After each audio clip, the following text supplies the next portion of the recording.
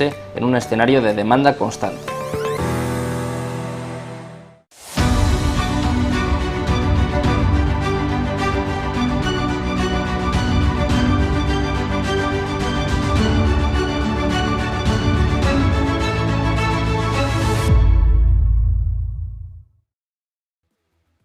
Muy buenas tardes, bienvenidos un día más a Todo es Geopolítica, bienvenidos al programa en el que contamos, repasamos y analizamos todo lo que está pasando en el tablero geopolítico, mirando de nuevo al conflicto entre Irán e Israel, hoy con declaraciones por parte del líder supremo iraní, el ayatolá Ali Khamenei, respondiendo directamente a Donald Trump, proclamando la victoria sobre Estados Unidos y sobre Israel. Y precisamente vamos a mirar a Estados Unidos, vamos a mirar a un Donald Trump que sigue peleando, enfurecido con los medios de comunicación, con inteligencias, agencias de Estados Unidos, hablando de que el ataque a las instalaciones nucleares iraníes no fue tan contundente, no fue tan destructivo, y con el jefe del Pentágono, Pete Hegseth, que salía hace escasos minutos zanjando estos rumores. Enseguida miramos precisamente a estos ataques estadounidenses, pendientes también de los mensajes de Donald Trump hacia Vladimir Putin, poniendo en duda ambiciones territoriales por parte del presidente ruso. Pero, como siempre, empezamos con últimas horas, empezamos con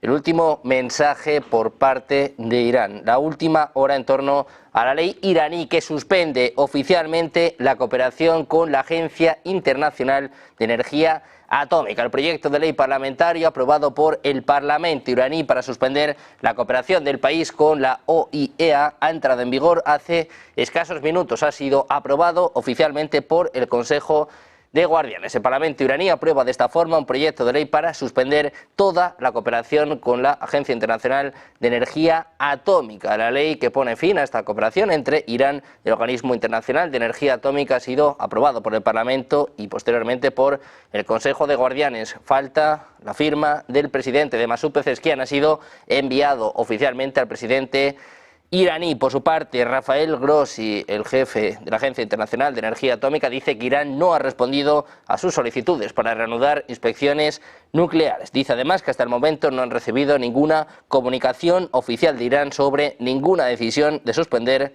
la cooperación.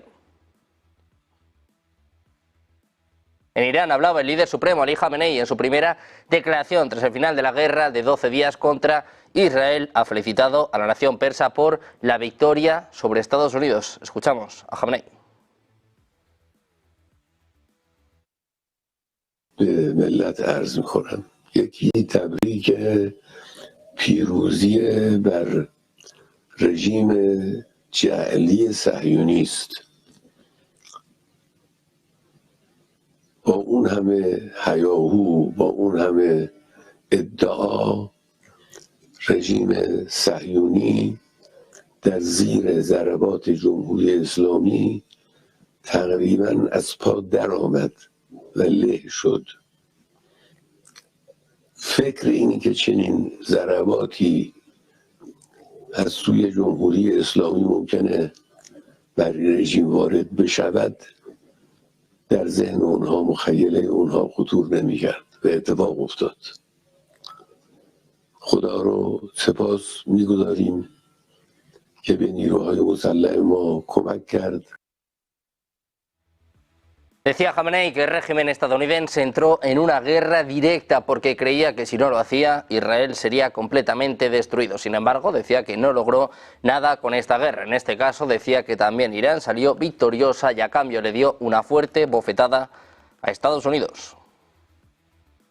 Mientras tanto, Estados Unidos va a necesitar varias semanas para recopilar datos y realizar una evaluación completa de las consecuencias de los ataques a instalaciones nucleares en Irán. Es lo que informa The Wall Street Journal, según informes de inteligencia de defensa de Estados Unidos. Dice que una evaluación completa de los daños va a requerir varios días o semanas para recopilar los datos necesarios. Sobre esto hablaba Pete Hegseth. Dice que Irán intenta reforzar su posición. I would say Iran's going to have to say a lot of things right now in order to bolster their image, especially internally.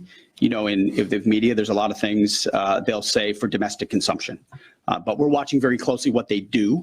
Again, that's the intel community. Our job as the chairman, I mean, the chairman laid it out so beautifully. Our job is to be prepared. And how proud are you? How proud am I?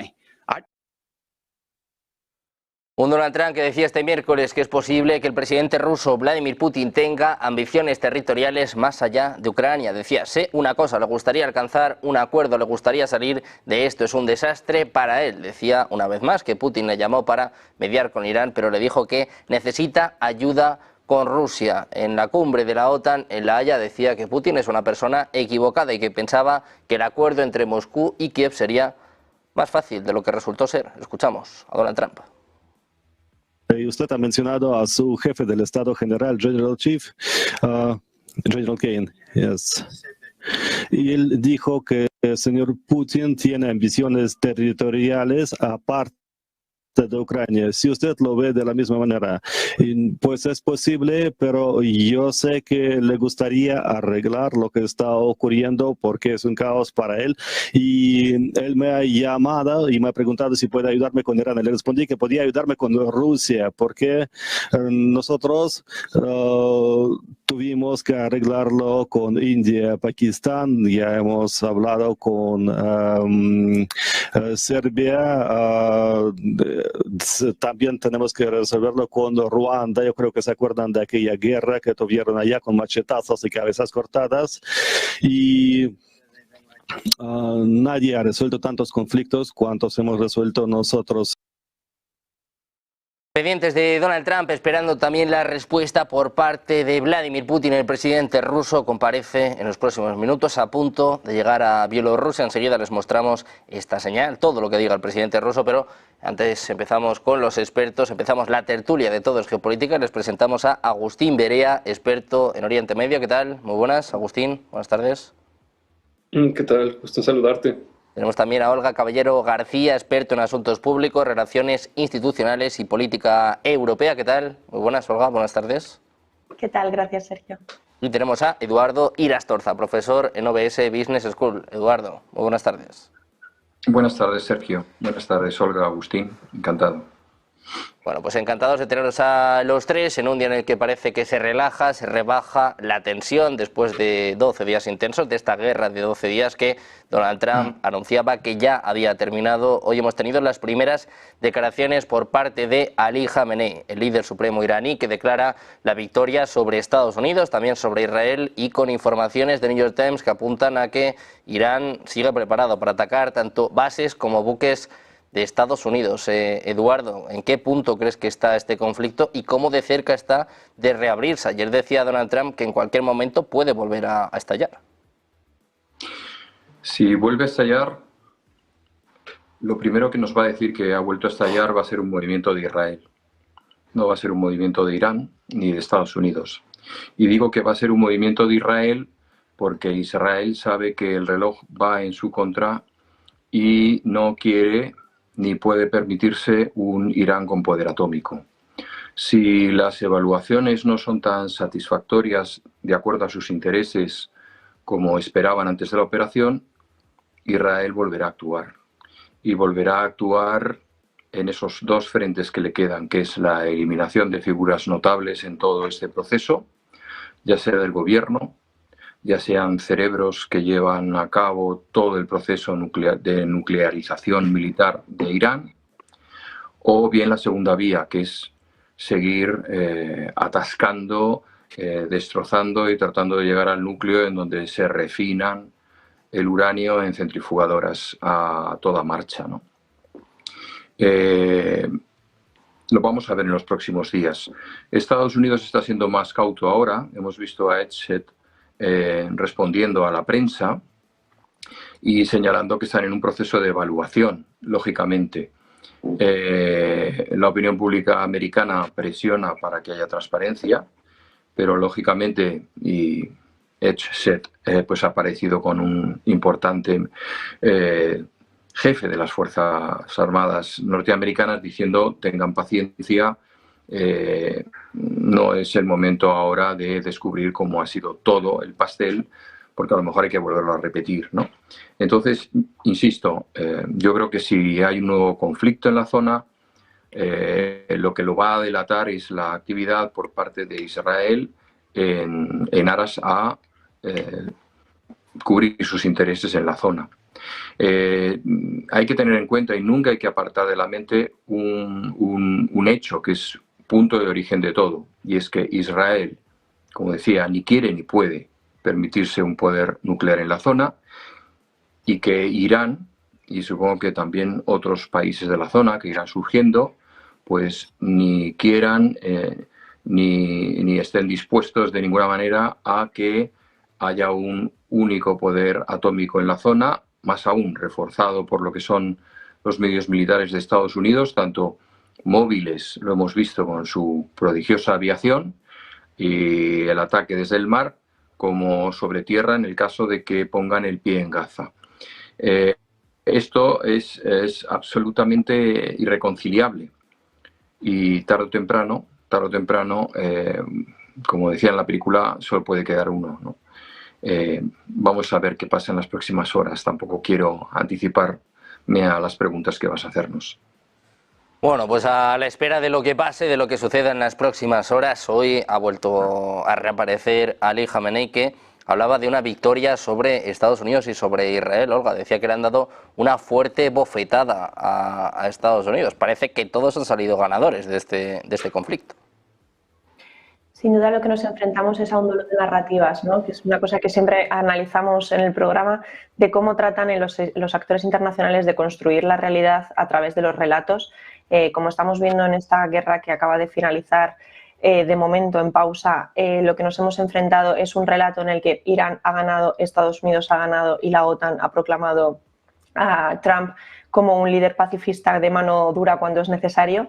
La realidad lo que tenemos es un sistema internacional profundamente tensionado en el que el equilibrio ahora mismo es muy frágil y, como comentaba antes Eduardo, sin duda alguna este equilibrio se puede romper en cualquier momento, ¿no? Tenemos por un lado, como comentabais justo antes, que Irán ha decidido salirse de la IAEA y al final es una comunicación también muy lógica, porque en cierto momento, en cierta situación en la que tú formas parte de la IAEA es para que tú proteger y tener una transparencia en la construcción y en la elaboración de todo el armamento nuclear, ¿no? Entonces, en el momento en el que tú te acusan de una falta de transparencia, pero antes de poder demostrarlo internacionalmente tus consecuencias has sufrido un ataque, por lo tanto ya no has tenido esa protección de la IAEA, es lógico que al final, como un actor internacional relevante que se está convirtiendo Irán en esta situación, no reconozca la legitimidad de esta institución y pida salirse de esta institución, ¿no? Al final no han garantizado su protección frente a Estados Unidos y, por otro lado, tenemos a Estados Unidos y a un Trump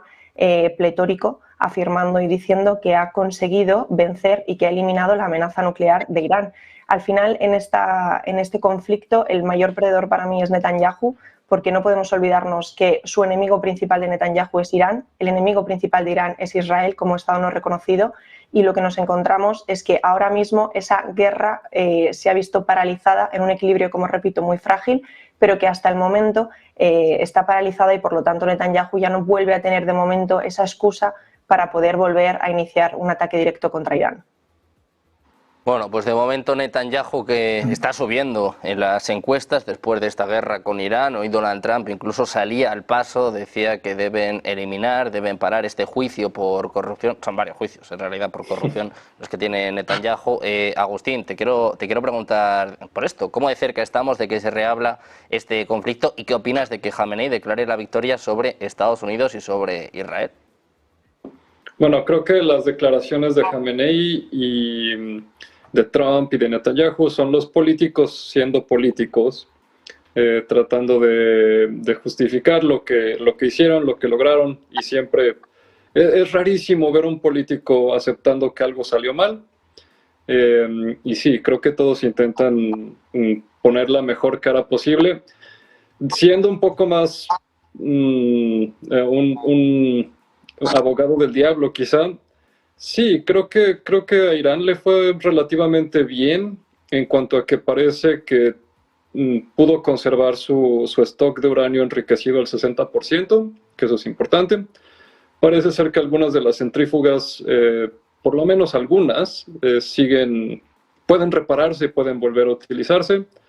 Y importantemente, que Irán también logró demostrar que su arsenal balístico sí sí puede penetrar en Israel. Creo que de los impactos más relevantes en Israel fue el ataque al Instituto Weizmann y bueno, y el ataque también a las oficinas centrales del Mossad, que creo que demuestran que, pues sí, Irán sí puede tener cierta capacidad de fuego, pero también a Israel le fue bien. Bueno, no sé si a Israel al país, pero a Netanyahu le fue bien, como mencionas.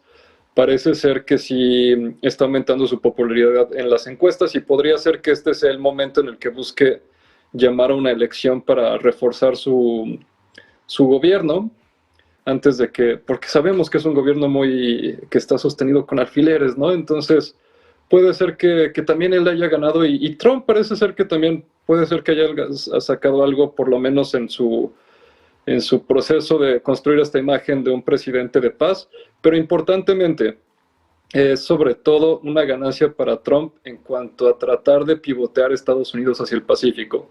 Esa para mí es la clave. Y sí, mantener la paz con Irán y esta actitud conciliadora hasta eso con Irán en los últimos días, me parece ser que sobre todo está motivada por eso. Y bueno, pensando en qué tan pronto puede acabarse el cese al fuego, estoy de acuerdo con mis colegas en que puede ser pronto, y yo diría que lo principal es cuando Netanyahu sienta riesgo político, casi te puedo asegurar que habrá una reanudación de ataques. Bueno, pues a la espera de lo que sucede en las próximas horas, el foco ahora mismo está puesto en Estados Unidos, con Donald Trump, que no para de insistir en el éxito de su operación militar, de este ataque, sobre todo el bombardeo sobre Fordo, con las inteligencias de Estados Unidos que no decían lo mismo, tampoco algunos medios. Hay nuevos mensajes, por cierto, por parte de Donald Trump pidiendo que despidan a periodistas de la CNN, de New York Times. Eduardo, menudo lío que hay montado en Estados Unidos y sobre todo, bueno, con las agencias de inteligencia en Europa, por cierto. Financial Times está diciendo hace escasos minutos que en las capitales europeas piensan que Irán pudo transportar el uranio enriquecido. O sea, hay muchas dudas con el daño que realmente se haya hecho al programa nuclear iraní. Sí, hay dudas y detrás de esas dudas lo que hay es una preocupante sensación de que no nos ponemos de acuerdo ni siquiera entre nosotros para evaluar el resultado y que, hombre, es pronto para sacar conclusiones, pero que ya haya agencias que digan que ha sido un fracaso, incluso del bando occidental, incluso en Estados Unidos, ¿no? Pues es preocupante, porque si hay algo que hacen las guerras y el ascenso de Netanyahu en la intención de Bonto, que también habría que ver si es cierto o no, ¿no? Pero es que sobre un conflicto siempre se aunan voluntades. Siempre se aunan voluntades. Y todavía no se acaban de sellar en Estados Unidos. Eso es una parte preocupante de esta historia. Respecto a la postura de Trump de estar hablando de esto y de esto y de esto, pues hombre, si como habéis dado esta mañana la noticia, el Producto Interior Bruto de Estados Unidos decrece un 0,5% y ya era una mala noticia que habían corregido al menos 0,2%, pues es como para lanzar una cortina de humo, nunca mejor empleado el término, ¿no? Yo creo que va a haber bastante conversación en torno a esto, quizá para no hablar de lo que realmente es preocupante, y es que Estados Unidos se puede encontrar en el camino de la recesión. Bueno, pues preocupante desde luego este dato en Estados Unidos, muchos problemas para Donald Trump, también con la Reserva Federal, con un Jerome Powell que no quiere bajar los tipos de interés. Olga, te quiero preguntar por esto, estas dudas que hay en Estados Unidos, incluso en sus agencias de inteligencia, y también hasta qué punto puede justificar una nueva operación con Irán, ¿no? Porque claro, si Europa dice que esto no ha salido bien, si en Estados Unidos hay dudas, en Israel parece que sus agencias sí que hablaban de una destrucción de estos complejos, estas instalaciones nucleares, pero si el consenso es que no se ha dañado tanto estos complejos, en parte se está justificando, parece que se está empujando a un nuevo ataque contra Irán. La intención de Donald Trump ha sido volver a reposicionarse como esa potencia internacional pacificadora mundial y construir ese relato alrededor de él y de Estados Unidos, y el problema es que se está enfrentando a serias críticas de un gobierno interno y, como decías, también de información de la inteligencia interna, así como medios de comunicación. Por eso también el show que vimos el otro día de cara a la OTAN, en la que pues al final Rutte le alababa como un hooligan más, ¿no? A Donald Trump, defendiendo él una postura de que era un pacificador, pero eso sí, que si había que actuar con firmeza y dureza, lo haría para salvar el sistema internacional, ¿no? Yo creo que Donald Trump lo único que está tratando de hacer es, como decía, solucionar todos los problemas que tiene internos. Recordemos que Donald Trump prometió que iba a acabar con la guerra de Ucrania, cosa que aún continúa. Prometió que iba a ser un pacificador mundial y no ha conseguido posicionarse de esa forma, y al final, con el conflicto entre Irán e Israel, sí que está construyendo ese relato de yo he paralizado esta guerra, yo he conseguido el equilibrio, he conseguido la paz, y él mismo pone el foco en los dos actores internacionales entre Israel e Irán, ¿no? Que dicen que si esta tregua se paraliza es debido a que uno de ellos dos actúa ilegítimamente. Entonces, al final lo que encontramos es un Donald Trump que internamente tiene muchísimas quejas internas y posiciones contrarias a él, pero que internacionalmente está tratando de construir un sistema internacional en el que Estados Unidos vuelva a ser una potencia mundial a través del relato, como él como pacificador, pero con mano dura cuando se necesita. Una cosa muy interesante que ha comentado Eduardo y quería reafirmar es lo que estabais hablando de la recesión económica. Yo lo que estoy viendo principalmente de cara a Estados Unidos, incluso a la Unión Europea, es que me recuerda mucho a la utilización del sistema internacional antiguo, en una utilización de vamos a hacer una economía de guerra keynesiana, en el que para evitar una recesión lo que hago es que hago un rearme colectivo y completo para poder ganar en industria, ganar en trabajos, ganar en innovación y, por lo tanto, dar una patada adelante, ¿no?, a esa recesión económica a la que nos enfrentamos. Creo que el sistema internacional actual es muy polarizado, que están construyendo relatos de posibles riesgos y conflictos a los que nos podemos encontrar los ciudadanos, no solo Estados Unidos, sino también europeos. Como decías antes, Trump ha pasado de decir que Putin era una persona súper razonable con la que poder hablar a decir que hay una amenaza real en que Putin conquiste Europa. Por lo tanto, creo que lo que están jugando es a aplazar esa recesión, a volver a los sistemas económicos de los años 30 anteriores y tratar de conseguir un rearme para poder hacer un gasto militar importante y poder solucionar los problemas económicos tanto de Estados Unidos como de la Unión Europea. Agustín, pues lo mismo te quiero plantear. ¿Qué te parecen estas dudas que están surgiendo en Estados Unidos con Donald Trump cada vez más contundente, con Pete Hegseth, que ha tenido que hacer una rueda de prensa urgente? Hoy se espera también, eso de las 7 de la tarde, a Caroline Leavitt con mensajes muy duros hacia los medios de comunicación que están publicando, están filtrando informes secretos sobre este ataque, sobre el que todavía hay ciertas dudas, Agustín. Sí, por cierto, en cuanto al punto que mencionaba Olga, absolutamente, aquí es un asunto de asegurarse que la percepción de amenaza permanezca ahí, y por eso, entre otras cosas, es por lo que no vale la pena hacer un cambio de régimen en Irán, porque es importante tener un enemigo en Irán, para Medio Oriente, en Rusia, para Europa, porque ciertamente es uno de esos motivantes para el rearme y demás. Y sí, siempre el enemigo no es realmente, el enemigo no es la verdad, sino el que la saca a la luz, ¿no? Entonces, ciertamente Trump nunca ha sido tímido al mencionar que no le gustan los medios de comunicación, a menos de que hablen de su narrativa. Entonces, bueno, es un poquito más de lo mismo. Pero sí me parece relevante mencionar que no han tenido esa capacidad de mantener a su círculo más cercano en línea, y el hecho de que nos enteráramos de estos reportes de inteligencia de forma tan prematura, también creo que hay que mencionarlo, que delata también un nivel de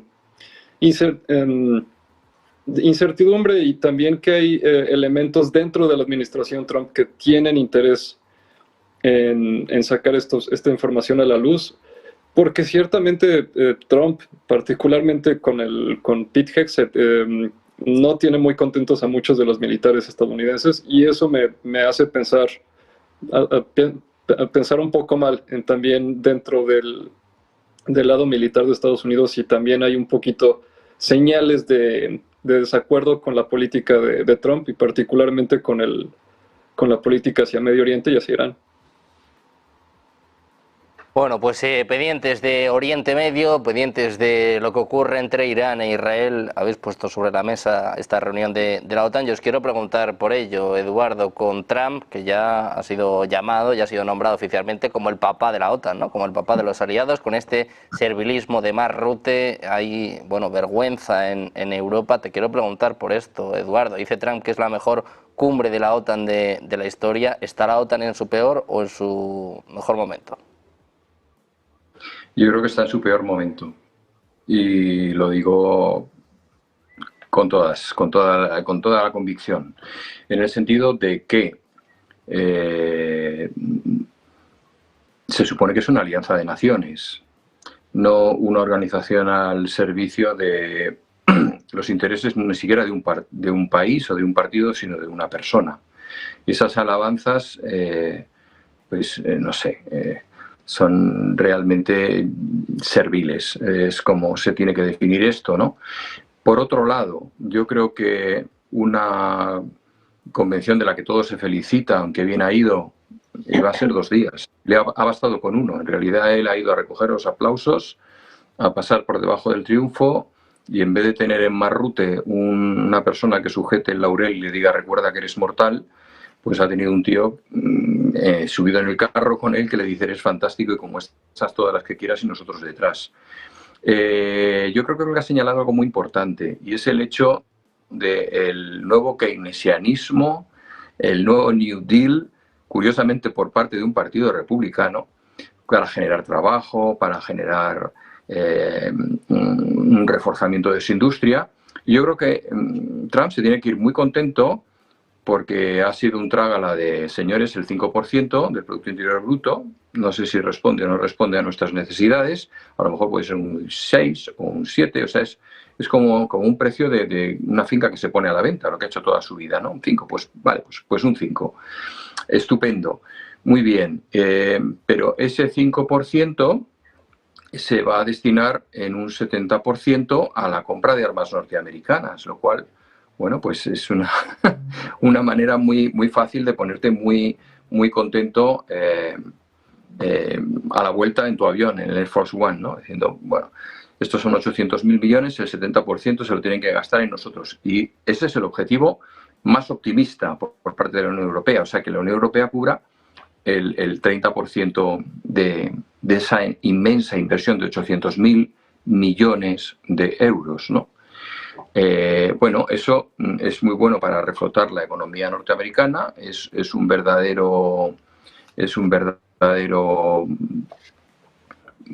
verdadera bombona de oxígeno para sus planes en un momento en que realmente va a necesitar de todos los recursos. Y también es un momento en el que Europa va a descubrir que, como muy bien señalaba esta mañana Bittner en televisión, la partida más importante de todos los países, y España no es la que más, europeos, occidentales que están en la OTAN, son las pensiones y el estado del bienestar, muy por encima de cualquier otra partida. O sea, por mucho que rebañen de otras cosas, nunca alcanzarán el 5%.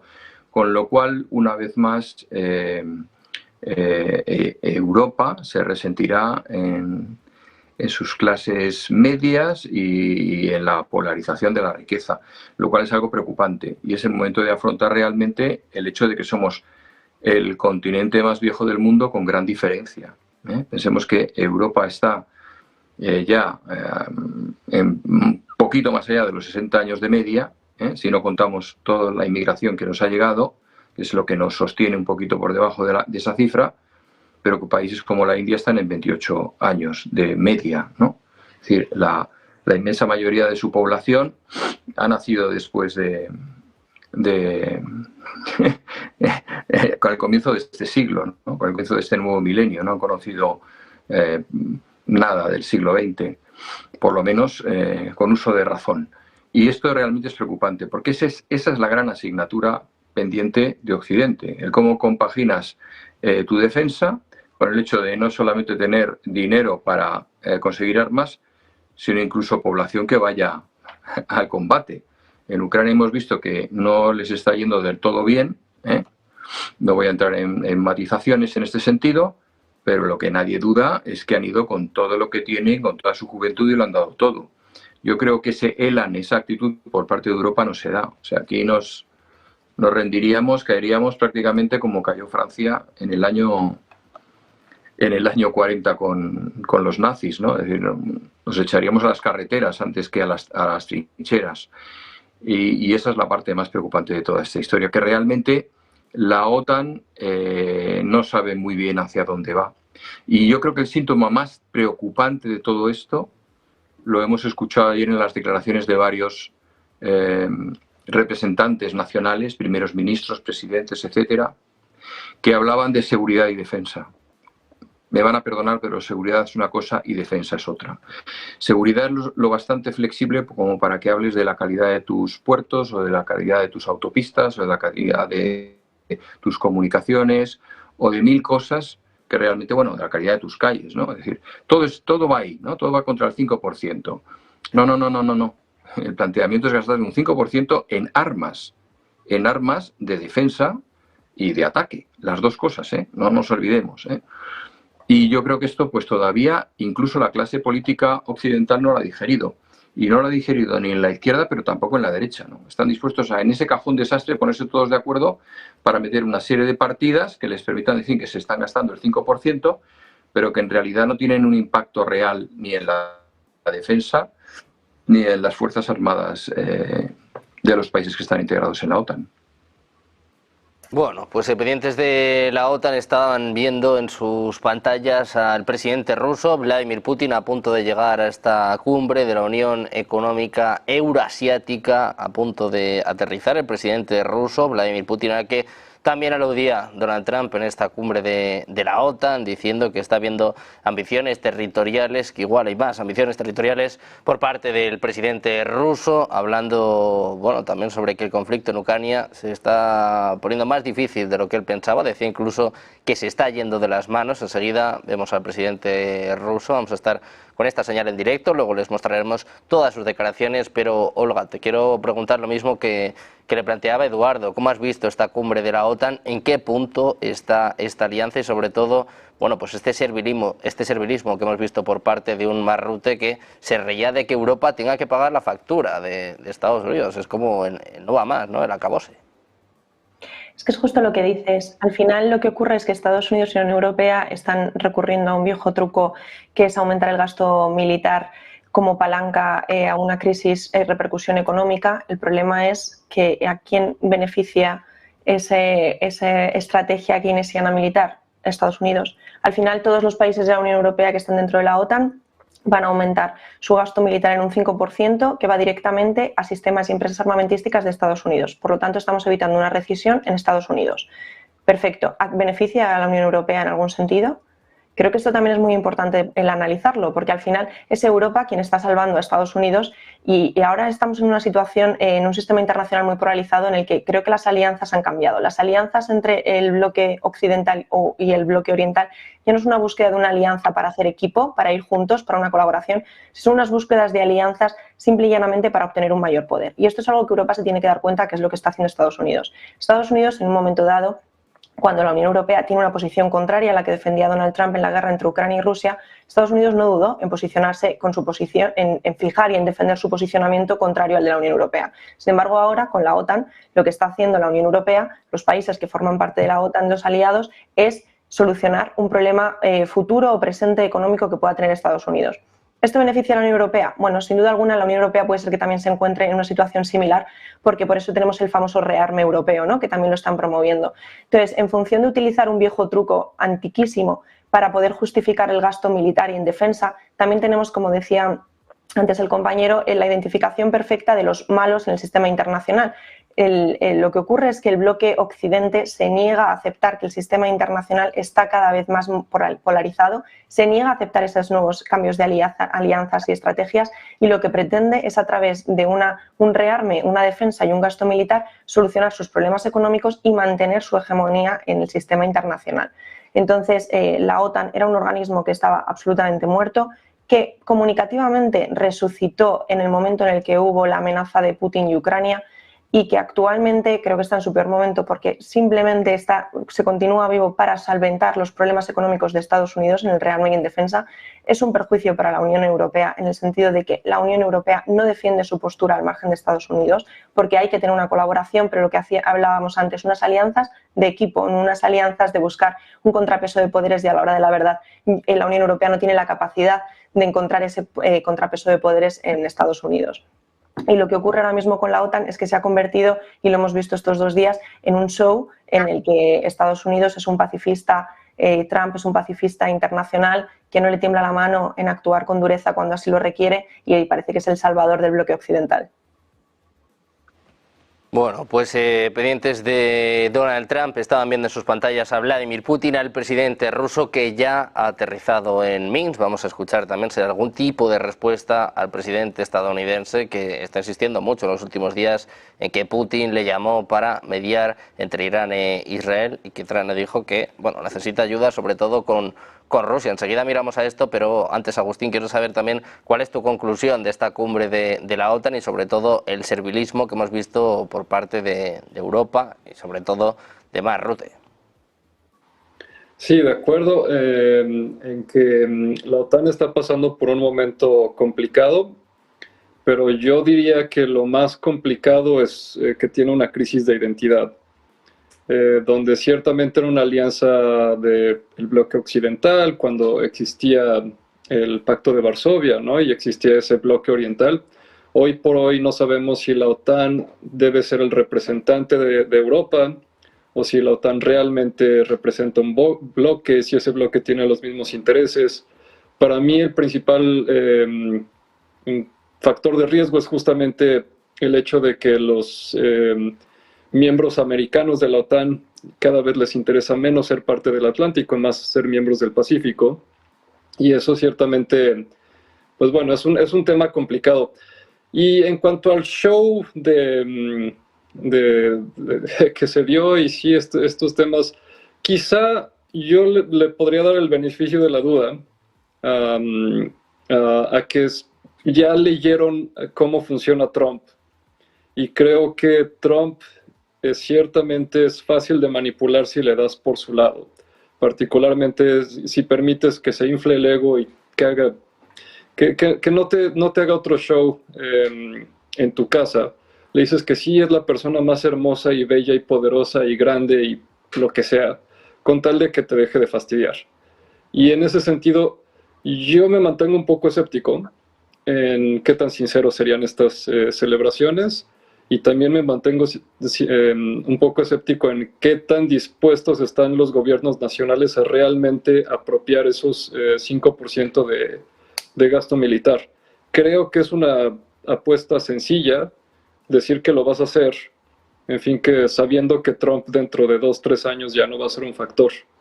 Y que bueno, a lo mejor hiciste el show, que se vaya contento, que te deje de fastidiar y venga, te compras otro año para masticar un poco más el tema grande que es el tema de la misión y la identidad de la OTAN. Bueno, pues hablando de la OTAN y hablando de Trump, parece que el presidente de Estados Unidos ha encontrado un nuevo enemigo. También le viene bien al presidente del gobierno español, le viene bien a Pedro Sánchez, que, bueno, hablábamos antes de cortinas de humo, pues está pasando un momento complicado en España y ahora, bueno, pues tiene una oportunidad. Es el nuevo enemigo de Donald Trump que amenazaba con una guerra comercial, decía que España va a tener que pagar el doble. Hoy Sánchez respondía, decía que esto es doblemente injusto, decía además que hay como un doble baremo, un doble estándar en Europa, dice que no podemos ir por el 18º paquete de sanciones para Rusia y que con Israel sigamos teniendo buenas relaciones. ¿Qué está pasando en España, Eduardo? ¿Y qué te parece, bueno, pues este nuevo pique con Donald Trump? Se está buscando problemas, Pedro Sánchez. Sí, yo la verdad es que no me quiero meter muy a fondo en esta cuestión porque es tremendamente debatible y emocional, pero sí hay un hecho, y yo creo que eso Europa se lo ha recordado a Trump, y es el hecho de que Trump no puede poner medidas, contramedidas, como se diría en términos militares, contra España, ¿verdad? Hacerle daño sin contar con la Unión Europea. España no negocia con Estados Unidos de manera tú a tú, sino a través de la Unión Europea. Es decir, cualquier sanción que tuviese como protagonista a España afectaría al conjunto de Europa. Sí es cierto, y me parece muy interesante lo que ha dicho Agustín, sí es cierto que después de esta ceremonia, que a mí me ha recordado una famosa película, ¿no?, que a mí me llamó mucho la atención hace muchos años, que se llama Amanece que no es poco, en la cual un grupo de personas en un pequeño pueblo perdido en la España profunda, en los años 50, uno de los paisanos se levanta y dice: alcalde, nosotros somos contingentes, pero tú eres necesario, ¿no? Bueno, pues un poco ese ha sido el mensaje que se le ha lanzado a Trump. Hombre, es fácil halagar a una persona que efectivamente, como bien ha señalado Agustín, pues en un par de años puede que haya desaparecido del panorama, ¿no? O sea, larga nos la han fiado, ¿no?, la demanda que nos exigen. Además hay otro factor muy importante que no se ha tenido en cuenta, y es que un país que quiera mantener una posición digna tiene que ser incluso capaz de elegir a sus enemigos. Y de todos los enemigos que le pueden surgir a Estados Unidos o que le están esperando, este es el más confortable. Siento decirlo, pero es así. No es lo mismo que enfrentarte con Rusia que enfrentarte con China, ¿no? Con lo cual, si canalizamos ahí todos nuestros odios y nuestras intensidades, pues no me van a pedir qué está pasando con Ucrania o qué está pasando en el mar de la China Meridional, ¿no? Por no hablar del Sahel, etcétera, un montón de sitios, porque claro, si eres un líder global de la paz tienes que pensar en todos los continentes y en todas partes hay un conflicto en estos momentos, ¿no? Bien, entonces, España, pues hombre, ¿puede verse afectado? Sí, indudablemente puede verse afectado. ¿Ha optado por la respuesta más diplomática? Creo que no. ¿Se ha alineado con el planteamiento de diferenciar seguridad y defensa a la hora de asignar esa enorme cantidad de dinero, ese 5% del Producto Interior Bruto español, ¿no? Pues sí, lo ha hecho, lo ha hecho. Como somos latinos, probablemente seamos lo bastante inteligentes como para mover partidas, ya que no... que empezar a asignar... pues como el famoso chiste, ¿no? Aceptamos pulpo como animal de compañía, ¿no? Aceptamos seguridad vial como sistema de defensa. Sí, claro, porque si nos atacan, por aquí pasarán los tanques rusos, ¿no? Yo creo que ahí vamos a hacer un auténtico ejercicio de bolillos, muy propio de nuestra condición mediterránea. Y también creo que quizá no estuvo muy afortunado el presidente cuando dijo que es una decisión que no ha tomado él, sino que la ha tomado las Fuerzas Armadas. Y ahí sí, quizás es el único punto que yo señalaría como preocupante, porque las Fuerzas Armadas en España no deciden lo que se gastan, es lo que les dan. Y con lo que les dan hacen lo que pueden, y lo hacen muy bien.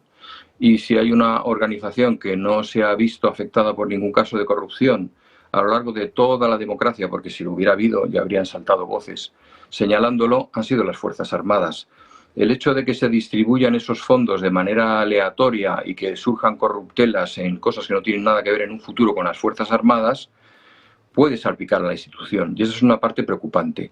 Las decisiones de lo que se gasta en defensa las toma el gobierno de España, del signo que sea. Y no se puede decir, no, es que me han dicho en el Ministerio que con esto estamos cubiertos. No. Tampoco ha sido muy afinado el comentario de nosotros somos el país que se ocupa de la seguridad en el frente sur, con África, con el Sahel, con toda esa zona de tremenda inestabilidad, cuando tenemos en cuenta que la OTAN, si mañana invaden Ceuta y Melilla, no intervendrá porque no está en su ámbito geográfico, lo cual ya es bastante inquietante, ¿no? Lo mismo que Canarias, ¿eh? Está fuera del ámbito de aplicación del tratado. Y por último, señalar que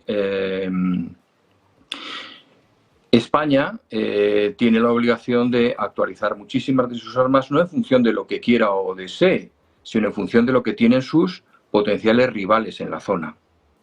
Entonces, si tenemos países en África que tienen mejores armas que nosotros, es preocupante, independientemente de si nos lo dice la OTAN o no nos lo dice la OTAN. Si tenemos la obligación de participar en acciones en un frente oriental en un futuro, pues no basta con mandar soldados o mandar un ala aérea a Estonia o a donde sea, ¿no? Sino estar preparado realmente para afrontar el reto de una defensa conjunta europea, que yo creo que es una de las cosas que hay que pensar como plan B. Había una película maravillosa que se llamaba Valkyria, en la cual Terence Stamp, uno de mis actores favoritos, que hacía de general alemán, decía: caballeros, la operación militar ha empezado, a partir de ahora nada será como el plan, ¿no? Pues esto es exactamente igual lo que ocurre en el caso militar. Y si la OTAN no funciona, ¿qué? Yo creo que es el momento de que Europa empiece a pensar en: si la OTAN no funciona, necesitamos una fuerza de disuasión europea creíble, cohesionada, coherente y con unos criterios comunes, ¿eh? Es decir, eso que ha señalado antes Agustín, ¿no? De identidad, de visión, de misión, de valores y de objetivos y de posicionamiento en el mundo geopolítico. Bueno, pues hablando de geopolítica, vamos a volver a poner la mirada en Oriente Medio con declaraciones, ojo, del ministro de Defensa israelí. Israel Katz ha revelado hace escasos minutos que su país, Israel, tenía la intención de asesinar al líder supremo iraní, el ayatolá Ali Khamenei, pero no tuvo la oportunidad. Decía Katz: si lo hubiéramos tenido en la mira, lo habríamos eliminado. Queríamos eliminar a Khamenei, pero no había ninguna opción operativa. Le preguntaron qué opinaría Estados Unidos sobre este plan y Katz decía que no necesitan permiso para estas cosas. Anteriormente, Donald Trump y Netanyahu insinuaron que la vida de Khamenei podría estar en peligro. Mientras tanto, Katz decía que el imán, que el ayatolá Ali Khamenei, no podía seguir existiendo, ya que su objetivo es la destrucción del Estado de Israel. Israel, confirmando los peores presagios, el ministro de Defensa israelí confirma que querían asesinar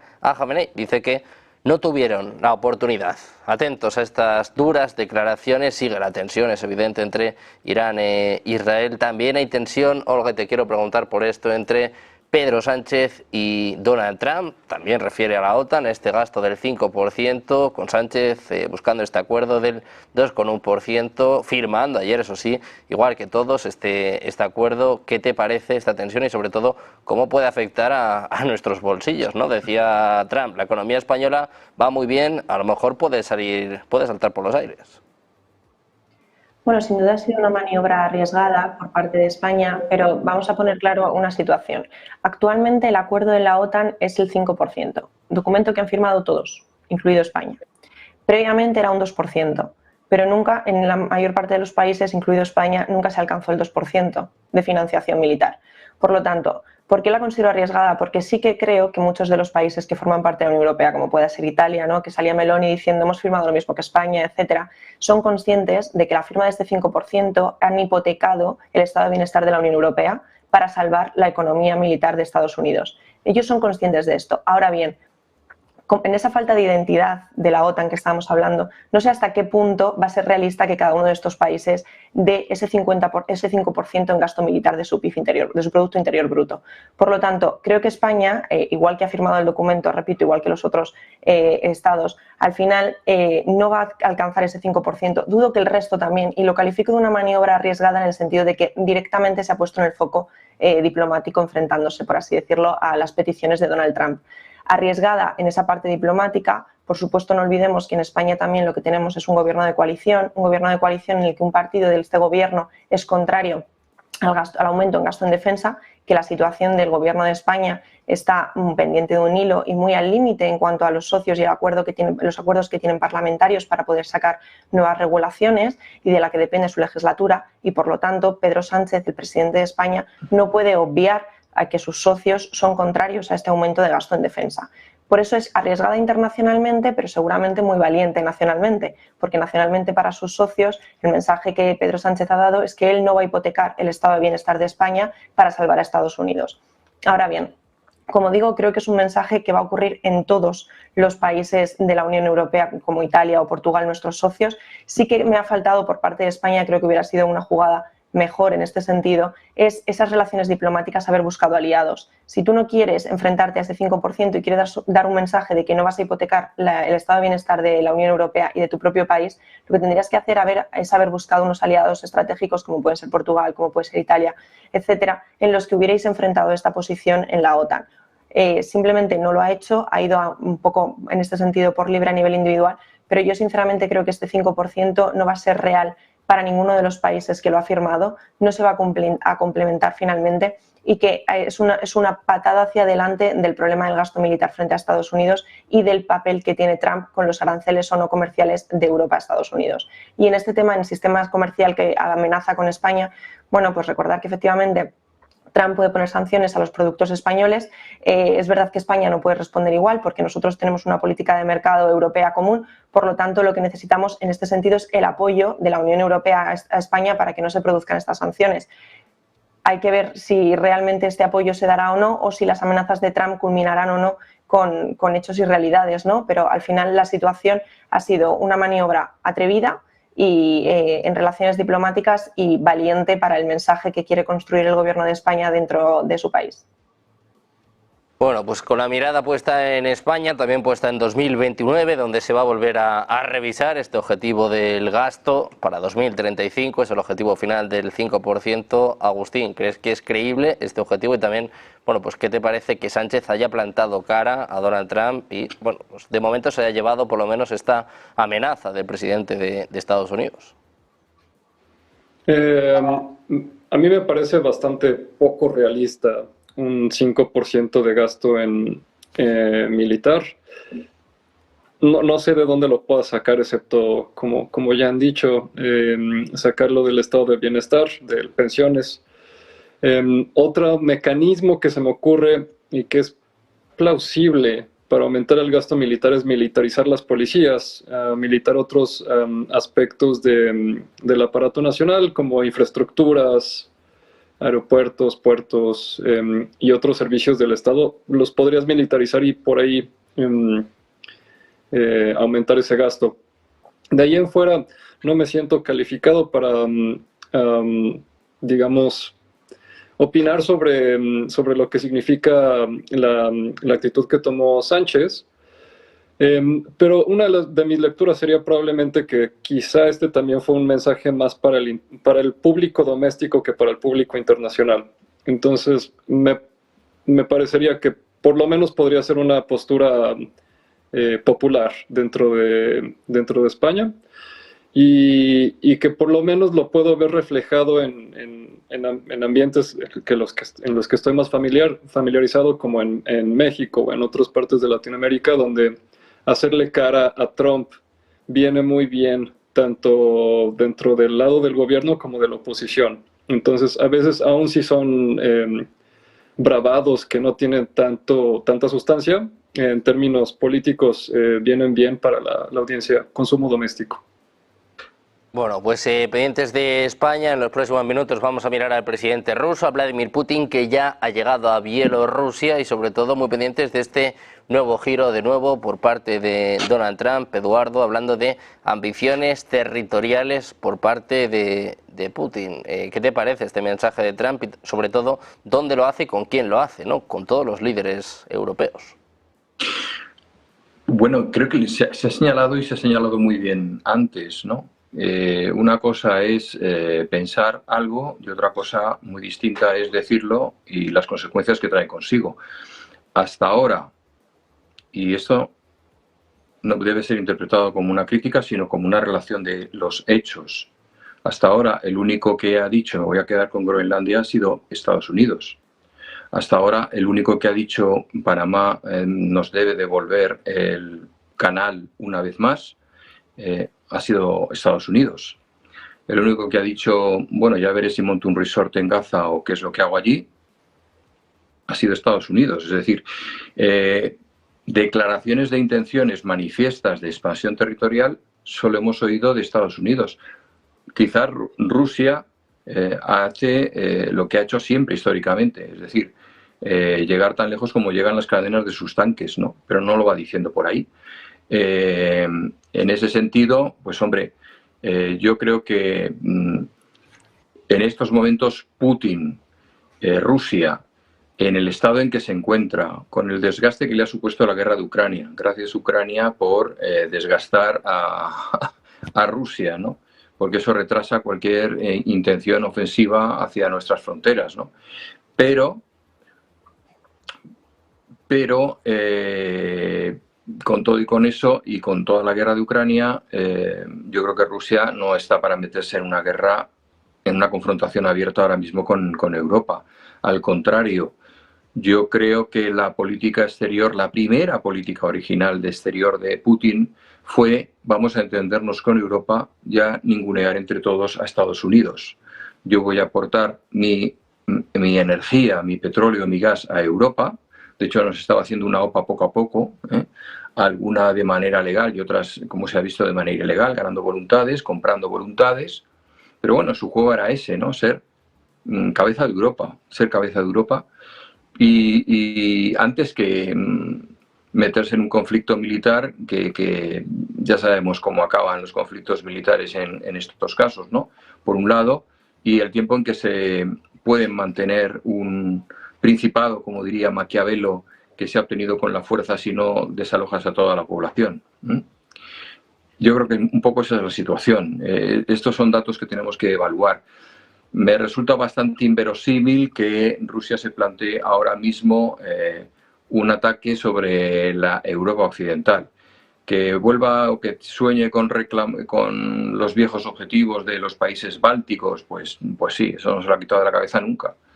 Yo creo que Rusia sigue pensando que allí donde llegaron sus soldados rojos, en su momento, de alguna manera les pertenece. Igual que cuando los musulmanes dicen que allí, que ha sido territorio musulmán, ya es musulmán para siempre. De ahí la reivindicación del califato de Al-Ándalus y todo este tipo de cosas, ¿no? Yo creo que ese planteamiento está ahí latente, que Europa se lo tiene que hacer ver, tiene que hacerse ver qué tipo de relación va a llevar con Rusia en un futuro y hasta qué punto esa política de expansión, porque Groenlandia, no lo olvidemos, es un territorio soberano que depende de uno de los países miembros, en este caso de Dinamarca, inmenso y con enormes riquezas, y que no le duelen prendas de decir de no, vamos a hacer que voten hasta los pingüinos ahí, ¿vale? Y los osos, y lo que haga falta, con tal de que aquello sea otro estado más de la Unión. Bueno, pues con la mirada puesta en la OTAN, también en el presidente ruso Vladimir Putin, que comparece en los próximos minutos mirando este conflicto entre Irán e Israel. Olga, Eduardo, Agustín, muchísimas gracias a los tres por estar con nosotros. Un placer. Muchas gracias, muy buen día. Un saludo. Un placer. Olga, un placer. Chao.